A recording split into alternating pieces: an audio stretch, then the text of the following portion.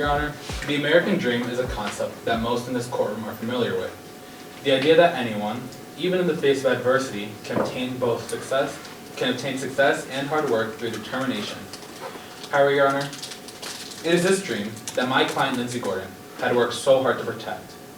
Overcoming the failure of one business and persevering through the hardships posed by the pandemic to build and maintain a new and successful business, Gordon Paint Supplies. GPS was built by Miss Gordon, and Miss Gordon's hard-fought success was apparent as she was recognized through multiple community awards for her exceptional work ethic. However, Your Honor, July 29th marked the day that Miss Gordon's dreams went up in flames as a fire raged at GPS, destroying everything. And when Miss Gordon needed the support of her community, the personal vendetta of a few individuals took hold, twisting a disastrous investigation into an outright targeting of Miss Gordon as a suspect for the very crime that ruined her life. And so, Your Honor, Miss Gordon's dream has become the nightmare which brings us before this court today. Good evening, Your Honor. Counselors, my name is Daniel Morales, and here with me is my co-counsel, Alexis Token and Marley Mancini. And tonight we proudly represent the defendant, Lindsay Gordon. Now, Miss Gordon has been hastily charged with arson in the third degree under Penal Law Section 150.10. And in order for this court to find Miss Gordon guilty of this charge, the people must show that it was Miss Gordon that started this fire, and that she did so intentionally, not accidentally or negligently, to damage GPS. And the people must prove these elements beyond a reasonable doubt, the highest standard of proof to satisfy. This means that if there is even one other reasonable explanation for the events on July 29th, then the people have failed to carry their burden, and this court should find Miss Gordon not guilty. First, Your Honor, the prosecution will call their star witness, Investigator Kelly Sebright, to the stand. Kelly Sebright will tell you about the rushed investigation they were using to try to get back into the good graces of the fire commissioner. Additionally, Kelly Sebright will tell you how they were, quote, laser focused, end quote, on Miss Gordon. This confirmation bias plagued the investigation from day one, and the court will also hear about other crucial evidence that Kelly Sebright failed to investigate in favor of their predetermined outcome, which includes disregarding additional suspects such as Pat Wheeler.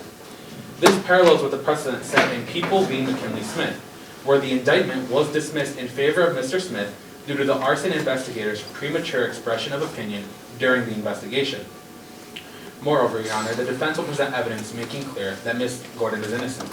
You will hear testimony from Lindsay Gordon herself, portrayed by Megan Smith.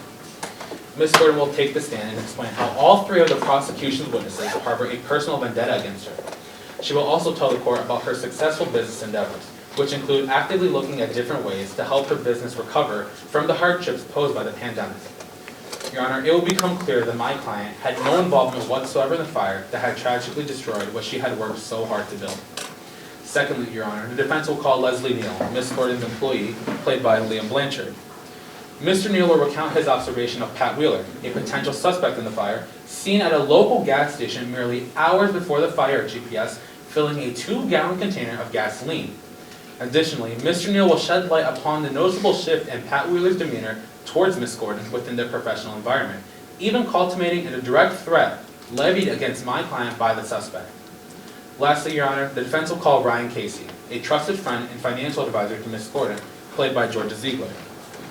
Ms. Casey will take the stand and explain how Ms. Casey will take the stand as an alibi witness, and she will offer compelling testimony that will firmly establish my client's presence at the bar during the unfortunate incident.